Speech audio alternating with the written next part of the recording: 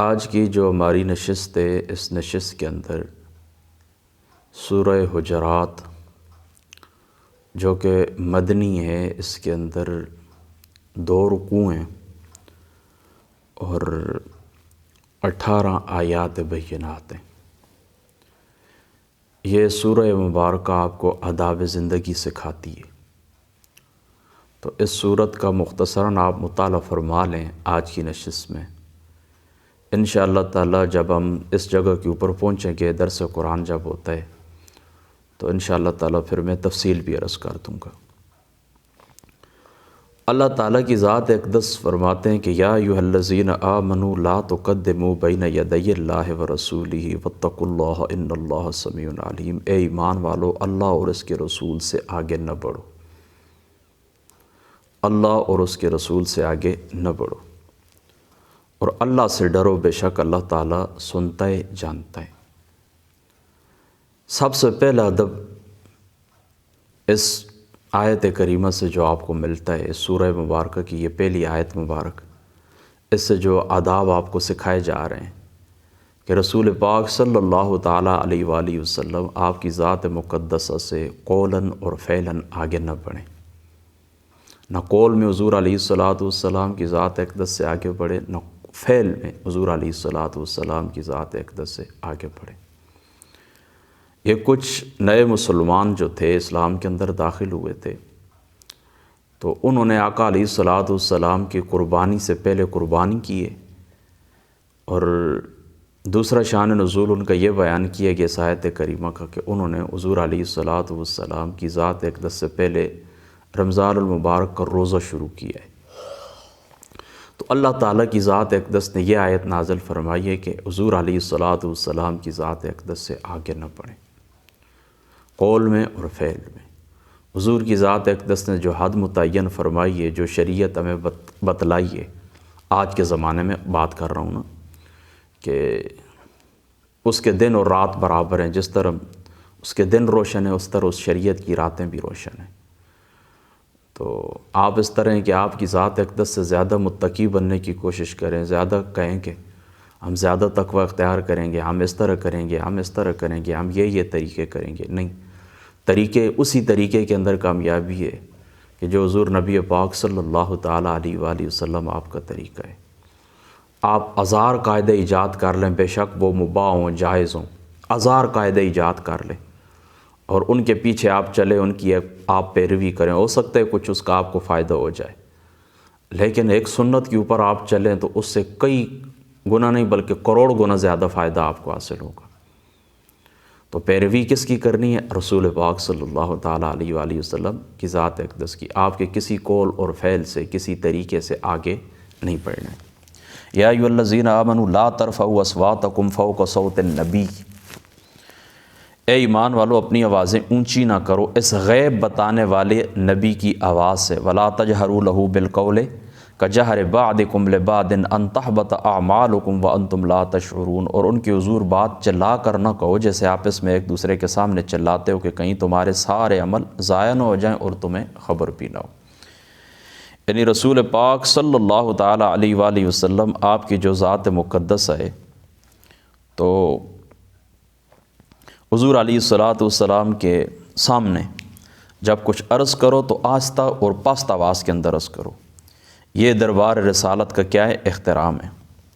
اس آیت کریمہ میں حضور نبی پاک صلی اللہ تعالیٰ علیہ وآلہ وسلم آپ کا اجلال، آپ کا اکرام، حضور علیہ السلام کا احترام، یہ تعلیم فرمایا گیا ہے کہ ندا کرنے میں پورا آپ لحاظ رکھیں۔ جیسے آپس میں ایک دوسرے کا نام لے کر پکارتے ہو نا، اس طرح حضور علیہ السلام کا نام بھی نہیں لینا ہے، اور کیا کرنا ہے؟ کلمات تعظیم اور کلمات توصیف، آداب اور جو القابات ہیں ان کے ساتھ جو کچھ عرض کرنا ہے عرض کریں حضور علیہ السلام۔ اور اس میں نقصان کیا ہے؟ اس میں نقصان یہ ہے نا کہ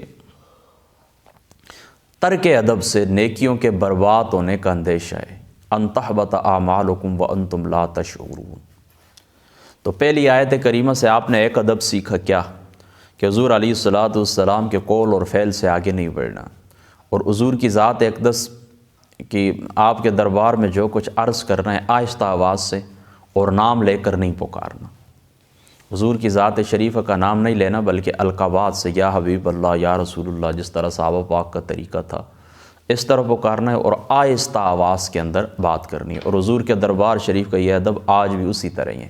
جب آپ مسجد نبوی کے اندر جائیں گے تو آپ اس طرح کریں گے کہ حضور علیہ الصلاۃ والسلام کی یوں سمجھیں کہ آپ سامنے تشریف فرمائیں، تو آہستہ آواز کے اندر آپ نے بات کرنی ہے۔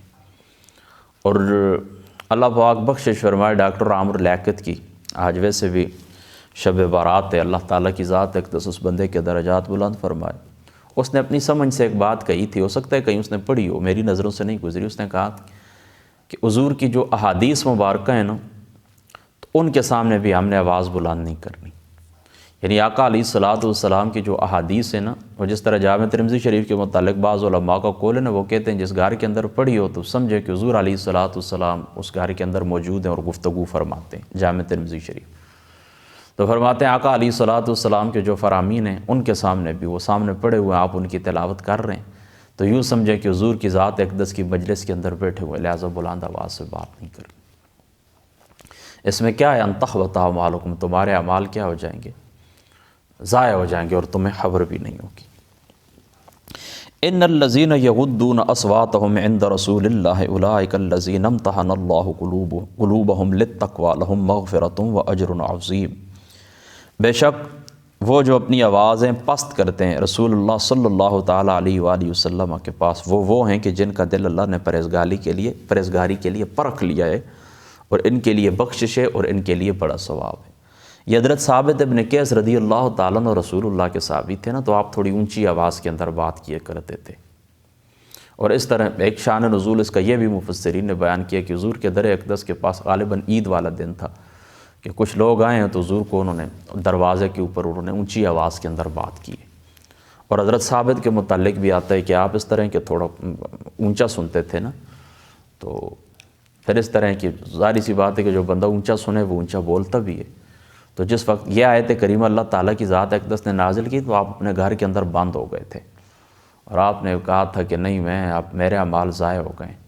تو جب حضور نے ان کی غیر حاضری کو محسوس کیا نا، ان کو آگے بٹھایا جاتا تھا، تو ان کی غیر حاضری کو آقا علیہ الصلاۃ والسلام نے جب محسوس کیا نا، تو آقا علیہ الصلاۃ والسلام کی ذات مقدسہ پھر آپ نے پوچھا ہے، تو پھر حضور کو بتایا گیا کہ وہ تو اس طرح کہتے ہیں کہ لا ترفعوا اصواتکم نازل ہوئی ہے، تو اب میرے اعمال چلیں گے۔ حضور نے فرمایا نہیں، وہ جنتی ہیں، اپنے صحابی کے متعلق فرمایا نہیں، وہ اہل جنت میں سے ہیں۔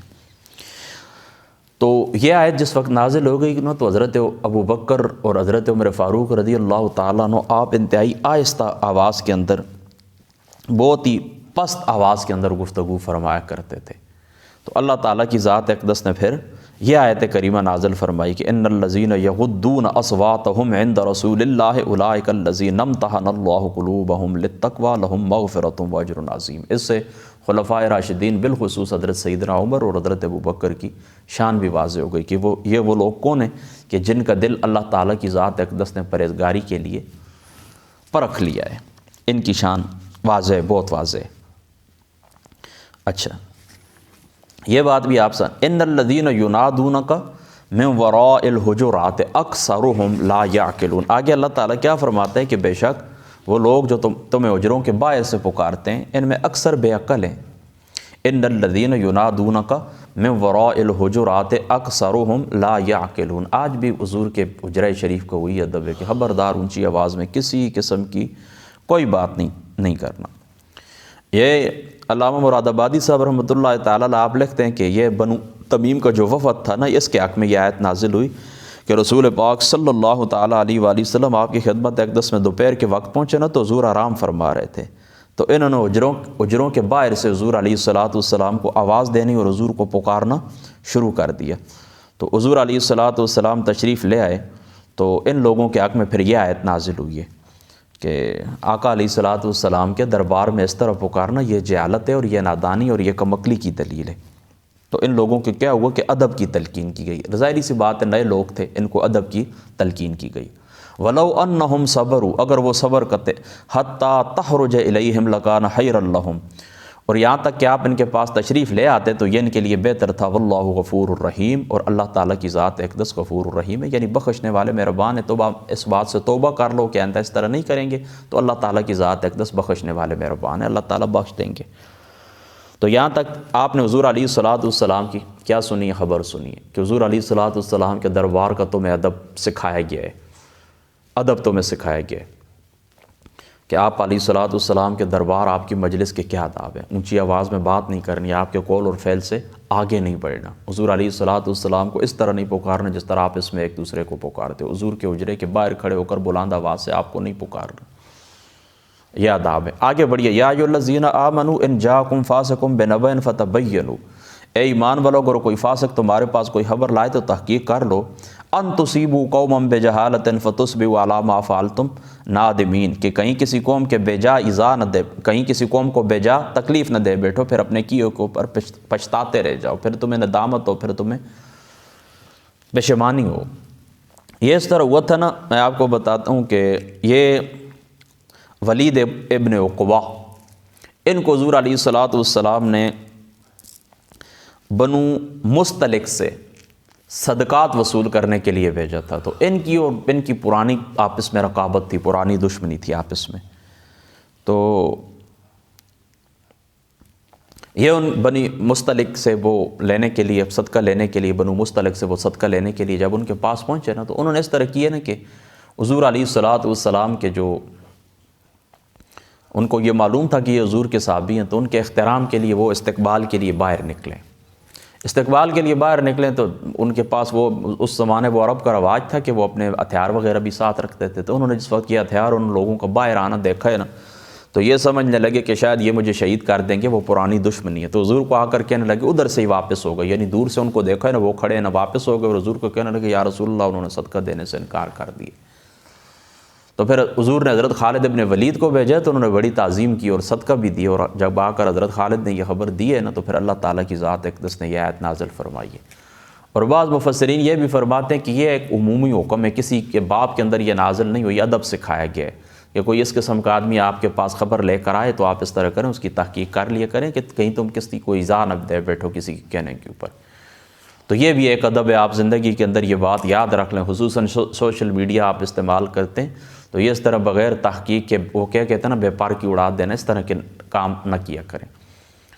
آقا علیہ السلام نے فرمایا، بخاری شریف کے اندر یہ موجود ہے، مشکات کے اندر بھی موجود ہے، بخاری مسلم کے حوالے سے، کہ فرمایا کسی آدمی کے جھوٹا ہونے کے لیے اتنا ہی کافی ہے کہ وہ سنی سنائی بات آگے کر دے، کوئی خبر آپ تک پہنچی، آپ خوب اس کو، وہ چھلنی ہوتی ہے نا تحقیق کی، اس میں آپ اس کو نتھار لیں، اس تحقیق کی چھلنی سے گزار دیں، اس کے بعد آگے بات کریں۔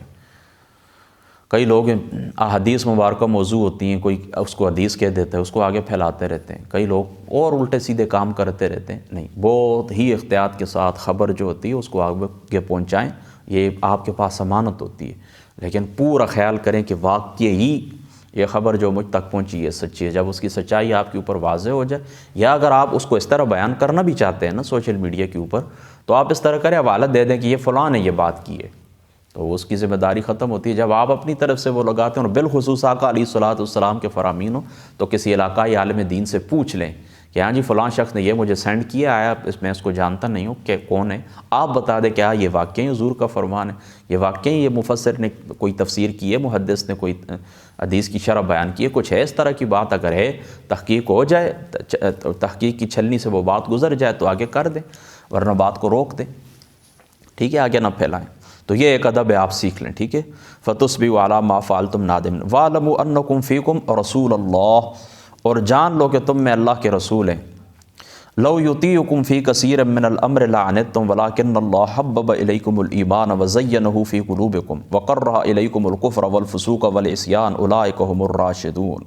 بہت سے معاملوں میں تم میں اللہ تعالیٰ کے رسول موجود ہیں، یعنی پھر آپ اس طرح کریں گے تو اللہ تعالیٰ وحی کے ذریعے آپ کی خبر ان کو دے دیں گے، تو پھر آپ کیا کریں گے، آپ کی رسوائی ہوگی، آپ کی کیا ہوگی، رسوائی ہوگی۔ اور یہ رسول جو ہے نا بہت سے معاملوں میں اگر یہ تمہاری خوشی کریں تو تم ضرور مشقت کے اندر پڑ جاؤ۔ لو یطیعکم فی کثیر من الامر لعنتم ولکن اللہ حبب، لیکن اللہ تعالیٰ کی ذات اقدس نے تمہیں ایمان پیارا کر دیے اور اسے تمہارے دلوں کے اندر آراستہ کر دیا۔ وکرہ الیکم الکفر والفسوق والعصیان، اور اللہ تعالیٰ نے کفر، حکم، عدولی اور نافرمانی تمہارے لیے ناگوار کر دیے، تمہارے لیے ناپسند کر دیے۔ اولئک هم الراشدون، ایسے ہی لوگ راہ کے اوپر ہیں، ایسے ہی لوگ کیا ہیں؟ راہ کے اوپر ہیں۔ اللہ اکبر۔ بس ٹھیک ہے، اس کے اندر بھی کوئی مشکل بات نہیں ہے۔ آپ یہ صحابہ کی شان ہے کہ اللہ تعالیٰ نے ان کو یہ مقام عطا فرما دیا کہ اللہ تعالیٰ کی ذات اقدس نے جو ایمان ہے ان کے دلوں کے اندر اللہ تعالیٰ نے مزین کر دیے، اور یہ کفر اور فسوق اور عصیان یہ اللہ تعالیٰ کی ذات اقدس نے ان کے لیے ناپسند فرمایا۔ فضلا من اللہ و نعمہ، اللہ کا فضل اور احسان، واللہ علیم حکیم، اور اللہ علم والا ہے اور حکمت والا ہے۔ اللہ تعالیٰ کیا ہے؟ علم والا ہے اور حکمت والا ہے۔ وَإِن طَائِفَتَانِ مِنَ الْمُؤْمِنِينَ اقْتَتَلُوا فَأَصْلِحُوا بَيْنَهُمَا فَإِن بَغَتْ إِحْدَاهُمَا عَلَى الْأُخْرَى فَقَاتِلُوا الَّتِي تَبْغِي حَتَّى تَفِيَ إِلَىٰ أَمْرِ اللَّهِ فَإِن فَاءَتْ فَأَصْلِحُوا بَيْنَهُمَا بِالْعَدْلِ وَأَقْسِطُوا إِنَّ اللَّهَ يُحِبُّ الْمُقْسِطِينَ، اور اگر مسلمانوں کے دو گروہ آپس میں لڑ پڑیں تو ان میں صلح کراؤ۔ پھر اگر فَإِن بَغَتْ إِحْدَاهُمَا عَلَى الْأُخْرَى، پھر اگر ایک دوسرے پر زیادتی کرے، ایک دوسرے پر کیا کرے؟ زیادتی کرے۔ فَقَاتِلُوا الَّتِي تَبْغِي حَتَّى تَفِيَ إِلَىٰ أَمْرِ اللَّهِ، تو ان زیادتی کرنے والے سے لڑو یہاں تک کہ وہ اللہ تعالیٰ کے حکم کی طرف پلٹ کے آ جائے۔ فَإِن فَاءَتْ، پھر اگر وہ پلٹ آئے تو فَأَصْلِحُوا بَيْنَهُمَا بِالْعَدْلِ، تو انصاف کے ساتھ ان میں اصلاح کر دے۔ وَأَقْسِطُوا، اور عدل کرو، بے شک اللہ تعالیٰ ان اللہ يحب المقسطین، اللہ تعالیٰ کو عدل کرنے والے لوگ کیا ہیں؟ اللہ تعالیٰ کو عدل کرنے والے لوگ پیارے ہیں۔ اس کا شان نزول یہ ہے کہ حضور علیہ السلام کی جو ذات مقدس ہے نا، یہ تھا عبداللہ ابن ابی۔ تو حضور رحمت عالم صلی اللہ تعالیٰ علیہ وآلہ وسلم آپ دراز گوش کے اوپر تشریف فرما تھے نا، تو جا رہے تھے کہیں، تو انصار کی مجلس پر سے حضور علیہ السلام کا گزر ہوا، تو وہاں پر حضور رک گئے۔ تو اس مقام کے اوپر یہ جو دراز گوش تھا جس کے اوپر حضور سوار تھے، اس نے پیشاب کیا ہے۔ تو عبداللہ ابن ابی جو تھا نا، اس نے اپنی ناک کے اوپر ہاتھ رکھا اور کہتے ہیں کہ بدبو آتی ہے۔ تو حضرت عبداللہ ابن رواحہ رضی اللہ تعالیٰ عنہ جو رسول اللہ کے صحابی ہے، تو فرمایا کہ حضور کے دراز گوش کی یہ جو آپ کہتے ہیں نا بدبو ہے، یہ تیری خوشبو سے زیادہ پیاری ہے، تیری خوشبو سے یہ بہت زیادہ پیاری ہے۔ اور حضور رحمت عالم صلی اللہ علیہ وسلم تو یہ تشریف لے گئے نا، تو ان دونوں کے اندر بات بڑھ گئی، اور ان دونوں کی قومیں کیا ہے کہ آپس میں وہ کیا کہتے ہیں کہ لڑ پڑی۔ یعنی اب ظاہری سی بات ہے کہ اس کا تعلق انصار سے تھا، اور یہ جو رسول اللہ کے صحابی ہیں، تو پھر بات قوم تک پہنچ گئی۔ ظاہری سی بات ہے کہ ایک قبیلے کا فرد ہوتا ہے، دوسرا دوسرے قبیلے کا فرد ہوتا ہے، تو پھر قبیلے بھی آپس میں آ جاتے ہیں جنگوں کے لیے۔ تو پھر اس طرح کہ یہ ان کی لڑائی پھر بن جاتی ہے، ہاتھا پائی کے بعد قریب پہنچ گئی۔ تو حضور سرور عالم صلی اللہ تعالیٰ علیہ وسلم آپ پھر واپس تشریف لائے، اور آپ ان دونوں کے درمیان آپ نے صلح کروا دی ہے۔ حضور علیہ السلام نے کیا کیا؟ صلح کروا دی ہے۔ تو باغی گروہ کا یہی حکم ہے، باغی گروہ کا یہی حکم ہے کہ اس سے قتال کیا جائے، اس سے لڑا جائے یہاں تک کہ یہ واپس آ جائیں، اور جب یہ واپس آ جائیں تو پھر ان کے وہی احکام ہے جو عام شہری کے احکام ہیں، پھر ان کے ساتھ وہی سلوک کیا جائے گا، پھر ان کے ساتھ وہی نرمی برتی جائے گی۔ یہ دیکھیں یہاں پر بھی اللہ تعالیٰ کی ذات اقدس آپ کو ایک اصول بیان فرماتے ہیں کہ صلح کی کوشش کرنی چاہیے۔ مسلمان دو گروہ آپس میں لڑ پڑے تو تیسرا آپ کیا کریں؟ آپ کا ادب، آپ کو آداب زندگی میں سے یہ ادب ہے، اور کیا ہے کہ آپ ان کے درمیان صلح کرا دیں۔ ان کے درمیان آپ کیا کریں؟ مسلمانوں کو آپس میں لڑتا ہوا دیکھیں تو ان میں آپس میں کیا کروا دیں؟ صلح کروا دیں۔ یہ اللہ تعالیٰ کی ذات اقدس نے آپ کو آداب زندگی میں سے ایک ادب سکھایا ہے۔ اچھا، انما المؤمنون اخوۃ فاصلحوا بین اخویکم واتقوا اللہ لعلکم ترحمون۔ مسلمان بھائی ہیں۔ انما المؤمنون اخوۃ، انما المؤمنون اخوۃ، انما المؤمنون اخوۃ فاصلحوا بین اخویکم، تو اپنے دو بھائیوں میں صلح کرواؤ۔ واتقوا اللہ، اور اللہ سے ڈرو کہ تم پر رحمت ہو، لعلکم ترحمون، کہ تمہارے اوپر رحمت ہو۔ یہ مسلمان کیا ہوتا ہے؟ مسلمان کا بھائی ہوتا ہے، مسلمان کا بھائی ہوتا ہے کہ آپس میں دینی رابطہ اور اسلامی محبت کے ساتھ یہ لوگ مربوط ہوتے ہیں، اور یہ رشتہ جو ہوتا ہے نا، یہ تمام دنیاوی رشتوں سے قوی تر ہے، یہ تمام دنیاوی رشتوں سے کیا ہے؟ قوی تر ہے۔ یا ایھا الذین آمنوا لا یسخر قوم من قوم عسى ان یکونوا خیرا منہم، اے ایمان والو مرد مردوں پر نہ ہنسیں، مرد مردوں پر نہ ہنسیں۔ لا یسخر قوم من قوم عسیٰ ان یکونوا خیرا منہم ولا نساء من نساء، اور نہ عورتیں عورتوں پر ہنسیں، عسیٰ ان یکن خیرا منہن، اچھا دور نہیں کہ وہ ان ہنسنے والیوں سے بہتر ہوں، وہ ان ہنسنے والیوں سے بہتر ہوں۔ اچھا ولا تلمزوا انفسکم، اور آپس میں تانا نہ دو ایک دوسرے کو، ولا تنابزوا بالالقاب، اور ایک دوسرے کے برے نام نہ رکھو۔ بئس الاسم الفسوق بعد الایمان، بئس الاسم الفسوق بعد الایمان ومن لم یتب فاولئک هم الظالمون، کیا ہی برا نام ہے مسلمان ہو کر فاسق کہلانا، کیا ہی برا نام ہے مسلمان ہو کر فاسق کہلانا۔ ومن لم یتب فاولئک هم الظالمون، اور جو توبہ نہ کریں تو وہی ظالم ہیں۔ یہاں دیکھیں نا، یعنی پہلے 3 آداب آپ نے سیکھ لیے نا اللہ تعالیٰ کے رسول کے جو دربار ہیں، اس کے بعد چوتھا ادب آپ نے کیا سیکھا ہے کہ مسلمان آپس میں بھائی بھائی ہیں، یہ آپس میں لڑ پڑیں تو ان کے درمیان آپ صلح کرا دیں، 2 گروہ آپس میں لڑ پڑیں تو ان کے درمیان صلح کرا دیں۔ اب اگلی بات اللہ تعالیٰ کیا فرماتا ہے، ایک دوسرے کے اوپر ٹھٹھا ہنسی مذاق یہ بھی نہیں کرنا ہے آپ نے، نہ مرد مردوں کے اوپر ہنسی کریں اور نہ عورتیں کیا کریں، عورتوں کے اوپر ہنسی کریں، نہ عورتیں عورتوں کے ساتھ مذاق کریں اور نہ مرد مردوں کے ساتھ مذاق کریں۔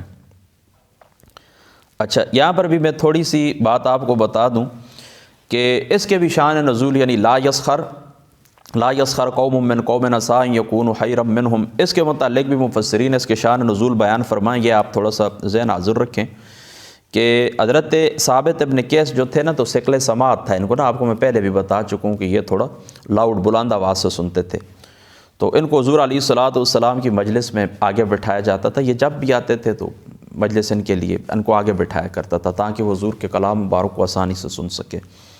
تو ایک دفعہ انہیں کچھ دیر ہو گئی نا، اور مجلس مطلب صحابہ پاک کی تعداد بہت زیادہ ہو گئی، تو قاعدہ یہ تھا نا کہ جو شخص جہاں پر آتا نا تو مجلس میں جگہ نہ پاتا، مجلس میں جگہ نہ پاتا، تو جہاں ہوتا وہ کھڑا رہ جاتا، یعنی جہاں جس کو جگہ ملتی کھڑے ہونے کی بیٹھنے کی وہ وہاں پر بیٹھ جاتا، وہ وہاں پر کیا کرتا، بیٹھ جاتا۔ تو یہ ایک دن دیر سے آئے نا، تو بجائے اس کے کہ وہ اسی مقام کے اوپر بیٹھے رہتے، یہ اس طرح کہ آگے بڑھتے گئے اور لوگوں کو وہ کیا کہتے ہیں کہ اٹو بچو کہتے ہوئے حضور علیہ الصلوۃ والسلام کے قریب پہنچ گئے، یہاں تک کہ حضور کے اور ان کے درمیان ایک آدمی کا فاصلہ ہی رہ گیا۔ تو انہوں نے اس سے کہا کہ جگہ دو، اس نے کہا کہ تمہیں جگہ مل گئی بیٹھ جاؤ، یعنی اس ایک کو بھی انہوں نے ہٹانے کی کوشش کی، انہوں نے کہا مل گئی یہ جگہ آپ بیٹھ جائیں آرام سے۔ تو اس سے تھوڑا آپ کی طبیعت صحابی رسول ہیں، تھوڑا آپ کی طبیعت جو ہے تنگ ہوئی ہے کہ اس نے مجھے آگے کیوں نہیں جانے دیا، اس نے مجھے کیوں کہا کہ یہاں پر بھی بیٹھ جائیں۔ جب دن تھوڑا روشن ہوا نا تو حضرت ثابت ابن قیس نے ان کا وہ کیا کہتے ہیں کہ جسم دبایا نا اور کہا کہ تم کون ہو؟ تو اس نے کہا فلاں شخص ہوں میں۔ تو حضرت ثابت نے اس نے اماں کا نام لیا کہ تم فلانی کے لڑکے ہو؟ تو اس شخص نے اس طرح کیا کہ اپنا سر جھکا لیا شرم کی وجہ سے، حیا کی وجہ سے۔ اور اس زمانے میں اس طرح کا جو کلمہ کہا جاتا تھا نا، تو وہ کس وجہ سے کہا جاتا تھا؟ وہ اس وجہ سے کہا جاتا تھا آر دلانے کے لیے، تم فلانی کے بیٹے ہو، آر دلانے کے لیے یہ جملہ کہا جاتا تھا۔ تو یہ پھر اس طرح اللہ تعالیٰ کی ذات اقدس نے یہ آیت نازل فرمائی۔ اب آپ سمجھ گئے نا۔ اور دوسرا شان نزول مفسرین نے یہ بیان کیا کہ حضرت عمار، حضرت حباب، حضرت بلال، حضرت صہیب، سلیمان اور حضرت سالم یہ صحابہ معاشی لحاظ سے کمزور تھے، تو اچھا یہ لوگ کیا تھے؟ معاشی لحاظ سے کمزور تھے۔ تو بنی تمیم کے کچھ لوگ تھے نا جو ان کے ساتھ مذاق کیا کرتے تھے ان کی غربت کی وجہ سے۔ آج بھی لوگ کرتے ہیں کہ جس بندے کے پاس مال پیسہ نہیں ہوتا تو لوگ ان کے ساتھ مذاق کرتے ہیں، تو ان کے پھر اوپر یہ آیت نازل ہوئی بنی تمیم کے لیے۔ تو شان نزول 2 آپ نے سمجھ لیے نا، ایک حضرت ثابت کے متعلق اور دوسرا بنو تمیم کے متعلق۔ اب آپ سمجھ گئے نا۔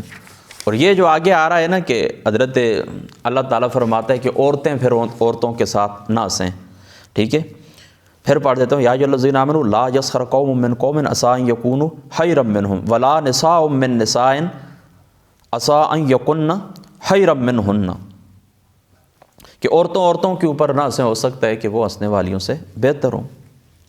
اچھا، یہ کیوں نازل ہوئی ہے؟ یہ اس طرح کہ حضرت حفصہ جو تھی نا رسول اللہ کی گھر والی، تو انہوں نے حضرت صفیہ رضی اللہ تعالی عنہ علیہ السلام ام المؤمنین ہیں، تو ان کو کہا کہ یہ یہودی کی لڑکی ہے۔ ظاہری سی بات ہے کہ آپ کا شجر نسب حضرت ہارون علیہ السلام کی ذات مقدسہ سے جا کے ملتا ہے، تو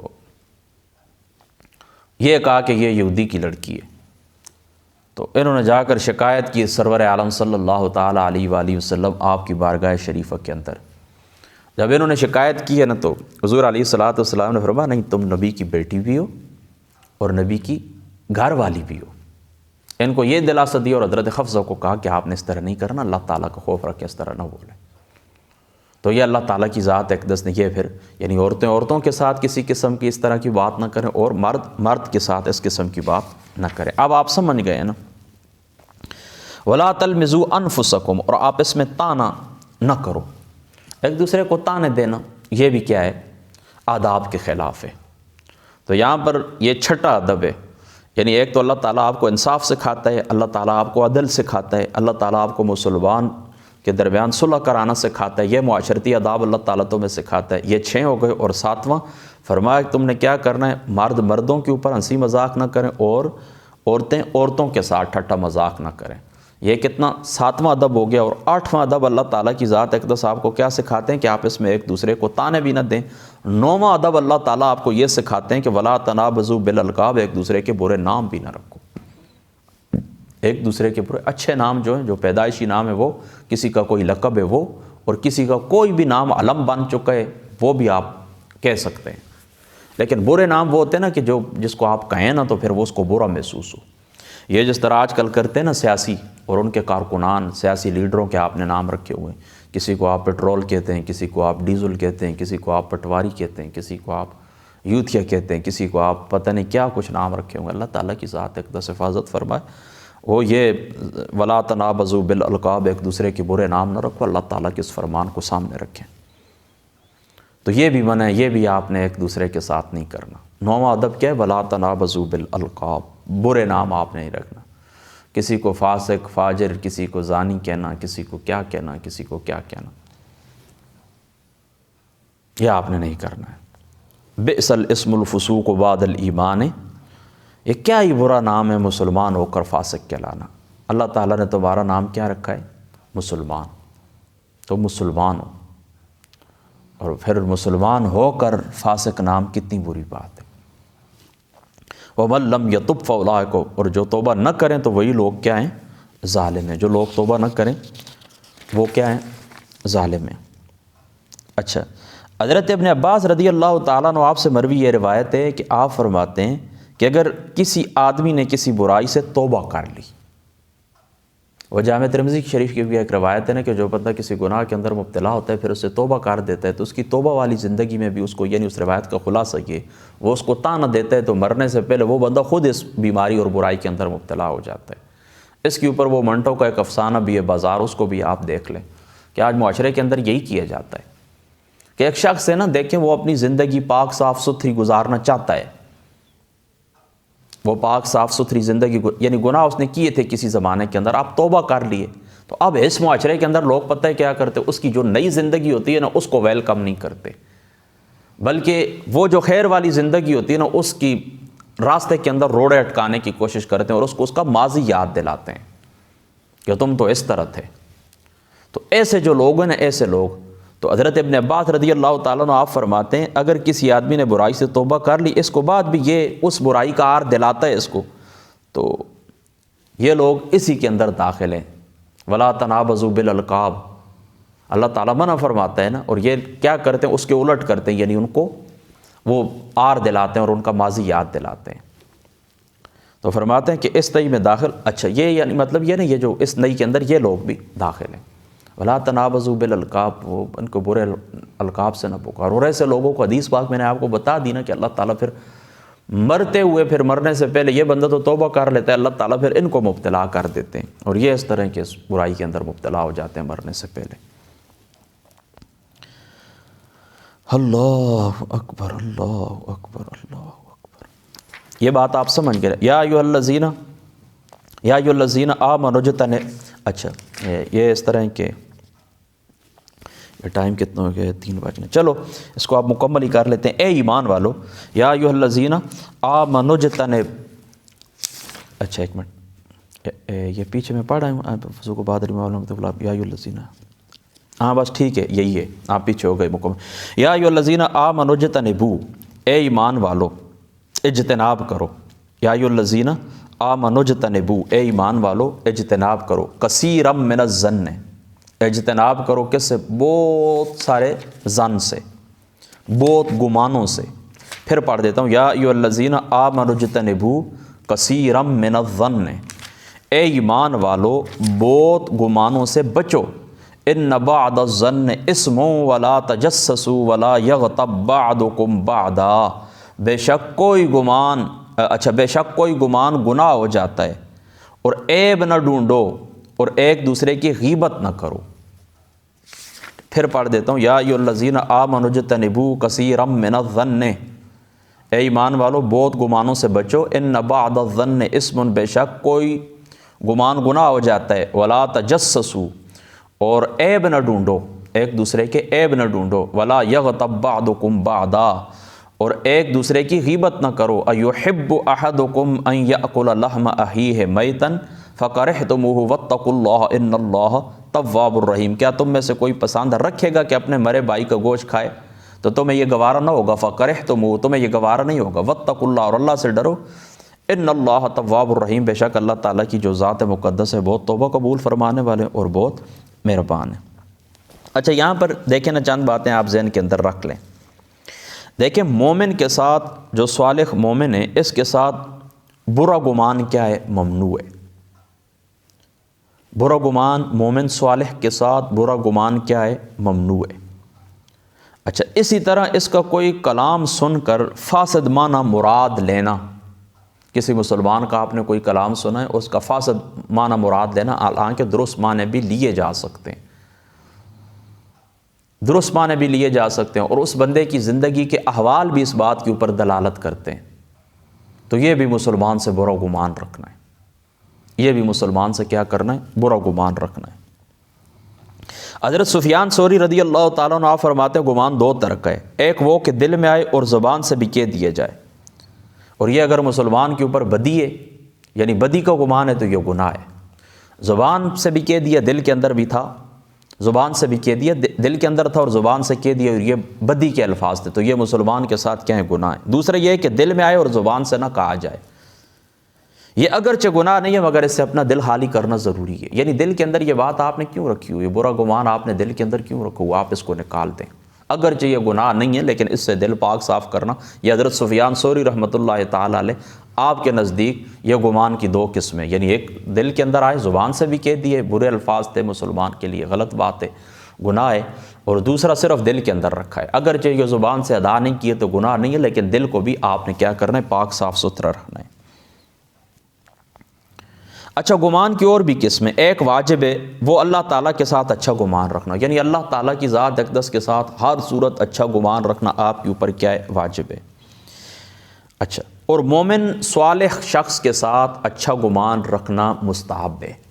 اللہ کے ساتھ اچھا گمان رکھنا واجب ہے، اور مومن صالح کے ساتھ اچھا گمان رکھنا کیا ہے؟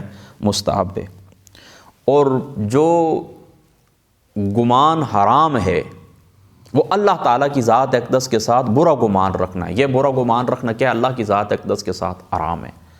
تو گمان کی قسم ہوگا نا واجب، یعنی اللہ سے اچھا گمان رکھنا، مسلمان سے اچھا گمان رکھنا مستحب، اور اللہ سے برا گمان رکھنا کیا ہے؟ ممنوع اور حرام. یہ گمان کی 3 قسمیں ہو گئی. اور مومن کے ساتھ برا گمان کرنا، مومن کے ساتھ برا گمان کرنا. پھر جملہ سن لے، مومن کے ساتھ برا گمان کرنا ایک جائز ہے. کیا ہے؟ جائز ہے. مومن کے ساتھ ایک برا گمان کرنا کیا ہے؟ جائز ہے. اچھا وہ فاسق معلن، یعنی اعلانیہ گناہ کرنے والا شخص ہے، تو مسلمان ہے، مومن مسلمان، لیکن اعلانیہ گناہ کرنے والا ہے، اور اس کے جو افعال ہوتے ہیں نا، افعال وہ بھی اس کے اوپر دلالت کرتے ہیں، یعنی اس کی جو زندگی ہوتی ہے نا وہ اسی طریقے سے ہوتی ہے. تو اس سے ممنوع افعال ہی کیا ہوتے ہیں کہ ظہور پذیر آتے ہیں.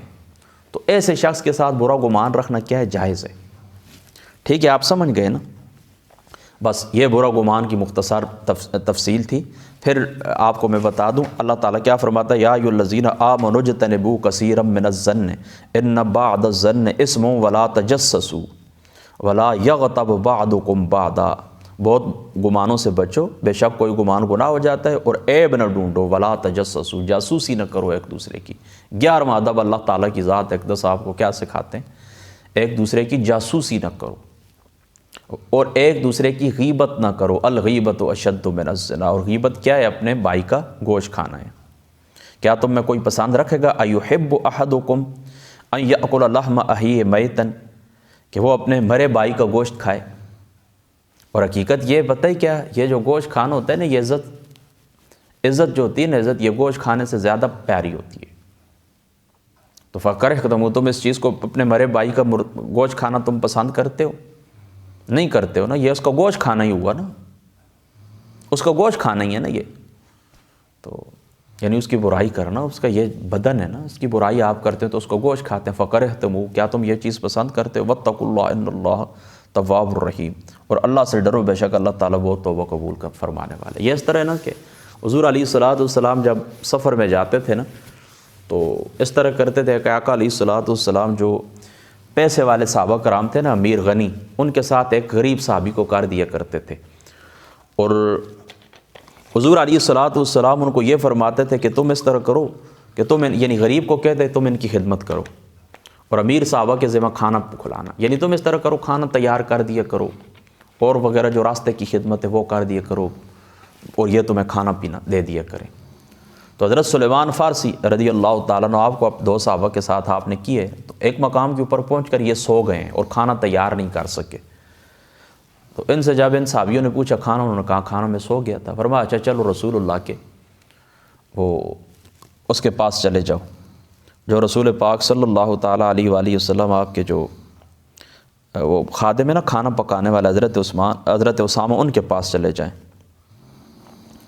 اچھا، یہ کہتے ہیں اچھا ان کے پاس، جب یہ ان کے پاس گئے نا تو انہوں نے کہا میرے پاس بھی باقی کچھ نہیں رہا، یعنی جو کچھ تھا وہ ہم نے کیا کیا، تقسیم کر دیے، کچھ بھی نہیں، ہم بھی کھانا کھا چکے۔ تو ان صحابیوں نے کہا کہ حضرت اسامہ کیا ہیں، بخیل ہیں، بخل کرتے ہیں۔ تو حضور علیہ السلام کی ذات اقدس کے پاس جس وقت یہ گئے نا، تو حضور نے فرمایا کہ مجھے سرخی نظر آتی ہے گوشت کی۔ تو انہوں نے کہا یا رسول اللہ، ہم نے تو گوشت نہیں کھایا۔ فرمایا یہ گوشت یہ نا جو حضرت اسامہ کے متعلق تم نے کہا ہے، تم نے جو الفاظ بولے ہیں، تم نے جو ورڈنگ دی ہے، یہ گوشت کھانی ہے نا۔ اور مسند احمد کی ایک روایت کے اندر ہے کہ وہ جو خواتین تھی روزہ رکھا ہوا تھا، پھر بوٹیاں، گوشت کی بوٹیاں انہوں نے الٹی کی تھیں، تو ان سے پوچھا گیا کہ انہوں نے کہا گوشت تو ہم نے نہیں کھایا، یہ بوٹیاں کہاں سے آ گئی؟ تو پھر وہ غیبت والی بات ثابت ہوئی کہ انہوں نے روزے کی حالت میں فلاں کی اللہ تعالیٰ کمی بیشی معاف فرمائے۔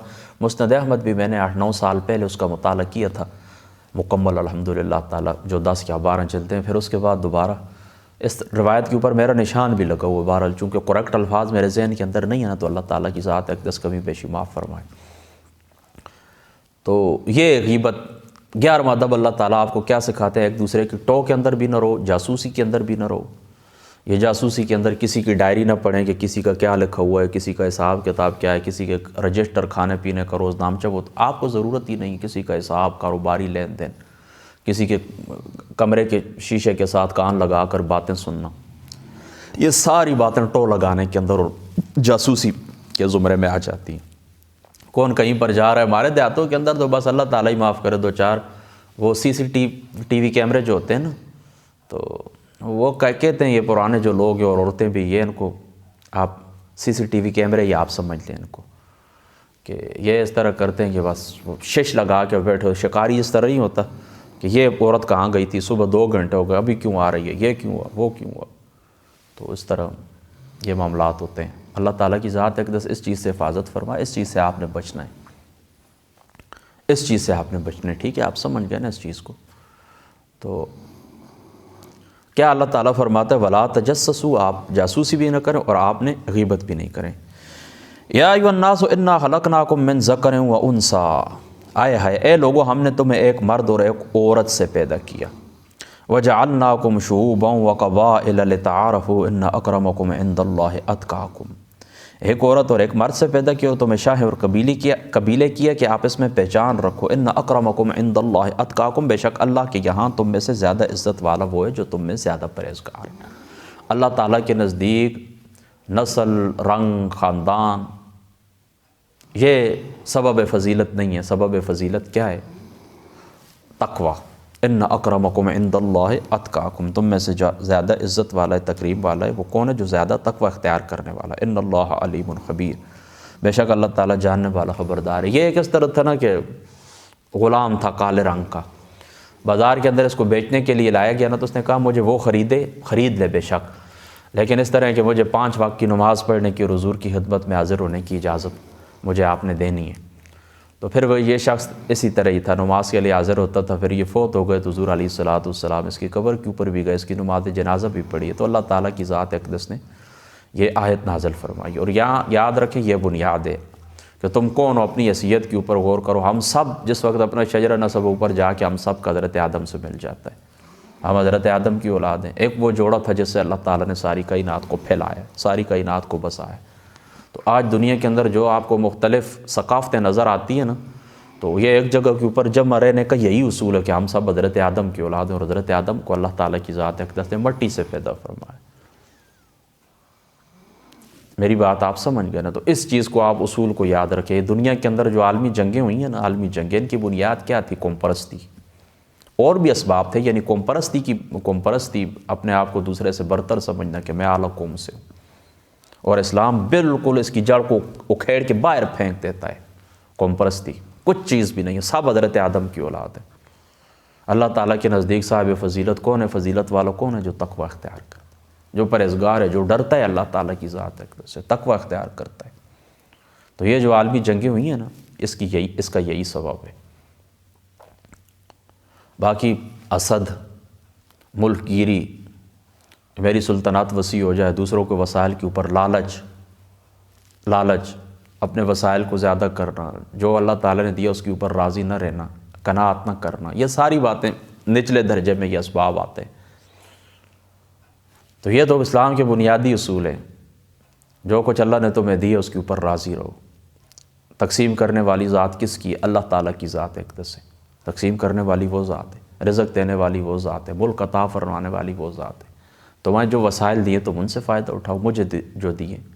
یہ دنیا کے اندر جنگیں اسی وجہ سے ہوئی ہیں کہ میرے پاس جو ہے وہ آپ لینا چاہتے ہیں۔ کیوں لینا چاہتے ہیں؟ تاکہ میرے پاس زیادہ ہو جائے۔ تو یہ ذخیر اندوزی، یہ جمع کرنا، یہ لالچ کرنا، یہ ہوس، اس سے تو اللہ تعالیٰ، یہ بنیادی اصول ہیں اسلام کے۔ تو اگر ان کو فالو کیا جائے نا، پوری دنیا کے اندر امن ہو جائے۔ قوم پرستی کی جڑ حضور علیہ السلام نے کاٹ کے رکھ دی۔ اور یہ دیکھیں نا اللہ تعالیٰ کیا فرماتا ہے، ایک آدم سے، ایک حوا سے تمہیں اللہ تعالیٰ نے پیدا کیا ہے۔ اور یہ جو قبیلے قوم تمہیں نظر آتی ہیں، یہ پہچان کے لیے، تاکہ تم ایک دوسرے کی پہچان کر سکو، رشتہ داریاں پہچان سکو۔ سمجھ گئے نا؟ تو اس اصول کو بھی آپ نے یاد رکھنا، اور یہ اہم ترین اصول ہے۔ یہ 12واں جو ادب اللہ تعالیٰ آپ کو سکھاتا ہے وہ کیا ہے؟ تکبر کے اندر نہیں آنا، اپنی بڑائی اور برتری اس کے اندر آپ نے مبتلا نہیں ہونا، کبر کے اندر، تکبر کے اندر آپ نے مبتلا نہیں ہونا۔ تم سب اس چیز کو یاد رکھو کہ تم حضرت آدم کی اور حضرت حوا کی اولاد ہو۔ قالت الاحراب آمنا، یہ احرابی دیہاتی لوگ بولے کہ ہم ایمان لائے۔ قل لم تؤمنوا، تم فرماؤ کہ تم ایمان نہیں لائے، ولکن کونوا اسلمنا، بلکہ تم یوں کہو کہ ہم مطیع ہوئے۔ ولما يدخل الایمان، اور فی قلوبکم، ولما يدخل الایمان فی قلوبکم، اور ابھی ایمان تمہارے دلوں کے اندر داخل کہاں ہوا ہے۔ وان تطیعوا، اچھا چلو اس طرح کرتا ہوں نا، ایک منٹ آپ صبر کر لیں یہاں پر۔ یہ اس طرح تھا نا کہ کچھ لوگ آئے تھے حضور علیہ السلام کی بارگاہ کے اندر، اور انہوں نے اپنے ایمان کا اظہار کیا تھا، اور قحط سالی کا زمانہ تھا۔ حضور کی بارگاہ کے اندر آئے، قحط سالی تھی، حضور کی بارگاہ کے اندر آئے۔ یہاں پر تھوڑا سا آپ فرق یاد رکھ لیں کہ اسلام اور ایمان میں لغتاً فرق ہے، یعنی لغوی طور کے اوپر اسلام کا معنی ہوتا ہے نا سرنڈر کرنا، مطیع ہو جانا، عاجز ہو جانا، سر جھکا دینا، ٹھیک ہے۔ تو تو یہ تو اس طرح بھی ہو سکتا ہے نا کہ بعض لوگ دل کے اندر ایمان قبول نہ کرے، وقتی مصلحت کی خاطر اپنے سر کو جھکا دیں، وقتی سر خاطر اپنے آپ کو وہ مسلمان کہلائیں، اور وہ مسلمان ہی کہلائیں گے اگرچہ وہ منافقت کرتے ہیں، لیکن ان کے اوپر جو احکام جاری ہوتے ہیں وہ مسلمانوں والے ہی جاری ہوتے ہیں۔ لیکن حقیقتاً جو ہے نا، حقیقتاً تو وہ اسلام اور ایمان کے اندر کوئی فرق نہیں، یعنی لغتاً فرق ہے، لغتاً اسلام اور ایمان کے اندر فرق ہے، لیکن حقیقتاً اسلام اور ایمان کے اندر کسی قسم کا کوئی فرق بھی نہیں۔ اچھا دیکھیں، یہاں پر یہ بات بھی آپ ذہن کے اندر رکھ لیں کہ رسول پاک صلی اللہ تعالیٰ علیہ وآلہ وسلم آپ کی جو ذات مقدس ہے، تو آپ کی ذات مقدس نے ارشاد فرمایا ہے نا کہ اچھا یہ چلو ذہن کے اندر آپ رکھ لیں کہ یہ حضور نبی پاک صلی اللہ تعالیٰ علیہ وآلہ وسلم کی اچھا وفات ہو گئی۔ اچھا یہ جو لوگ تھے نا، جماعت جو حضور کے پاس آئے تھے نا، تو یہ بنو اسد سے ان کا تعلق تھا۔ اب یہ میں آپ کو پورا پڑھ کے سنا دوں، بنو اسد کے ساتھ ان لوگوں کا تعلق تھا۔ تو یہ حضور علیہ السلام کی ذات اقدس کے پاس آئے نا خشک سالی کے زمانے میں، اور اسلام کا انہوں نے اظہار کیا، لیکن حقیقت کے اندر وہ ایمان نہیں رکھتے تھے، اور مدینہ کے اندر اور بھی انہوں نے بڑی خرابیاں کی تھیں راستوں کے اندر، اور ان کی وجہ سے ہر چیز مہنگی ہو گئی تھی۔ تو صبح شام حضور کے پاس آتے اور اسلام لانے کا احسان جتاتے اور کہتے کہ ہمیں کچھ دیجئے، اسلام کا احسان بھی جتاتے اور یہ بھی کہتے یا رسول اللہ ہمیں کچھ عطا فرمائیے۔ تو ان کے حق کے اندر یہ آیت نازل ہوئی ہے۔ تو ظاہراً یہ جو اقرار ہوتا ہے نا، اس کے ساتھ تصدیق قلبی نہ ہو نا، تو اس کا کوئی اعتبار نہیں ہے، یعنی صرف زبان سے اقرار کیا جائے، تصدیق قلبی نہ ہو تو اس اسلام کا کوئی اعتبار بھی نہیں۔ دنیاوی احکام تو ٹھیک ہے، ان کے اوپر مسلمانوں والے ہی جاری ہوں گے، لیکن اللہ تعالیٰ کے نزدیک وہ مسلمان نہیں ہیں۔ اچھا، اس سے آدمی کیا ہوتا ہے؟ مومن نہیں ہوتا۔ اور اسلام کے جو لغوی معنی ہے نا، لغوی معنی، تو لغوی اور شرعی معنی کے اندر یہ فرق آپ نے یاد رکھنا ہے کہ لغتاً اس طرح، لغتاً یہ فرما برداری کو کہتے ہیں، یہ لغوی معنی، اور شرعی مطلب شرعاً اگر دیکھا جائے تو شرعی معنی میں ایمان اور اسلام کے اندر کوئی فرق نہیں ہے۔ اب دیکھیں یہ چیز آپ نے سمجھ لی ہے نا، تو اب آپ سمجھیں کہ قالت الاحراب آمنا، کہنے لگے دیہاتی کہ ہم ایمان لائے، قل لم تؤمنوا ولکن کونوا اسلمنا ولما يدخل الایمان فی قلوبکم، ابھی ایمان تمہارے دلوں کے اندر داخل کہاں ہوا ہے؟ وَإِن تُطِيعُوا اللَّهَ وَرَسُولَهُ لَا يَلِدْكُم مِّنْ أَعْمَالِكُمْ شَيْئًا، اگر تم اللہ اور اس کے رسول کی فرما برداری کرو سچے دل سے، تو لا يَلِدْكُم مِّنْ أَعْمَالِكُمْ شَيْئًا، تو تمہارے کسی عمل کا تمہیں نقصان نہ دے گا۔ اگر تم اللہ اور اس کے رسول کی فرما برداری کرو تو اللہ تعالیٰ تمہیں تمہارے کسی عمل کا نقصان نہیں دے گا۔ ان اللہ غفور الرحیم، بے شک اللہ تعالیٰ بخشنے والا مہربان ہے۔ اللہ تعالیٰ کی ذات اقدس بخشنے والے مہربان ہے۔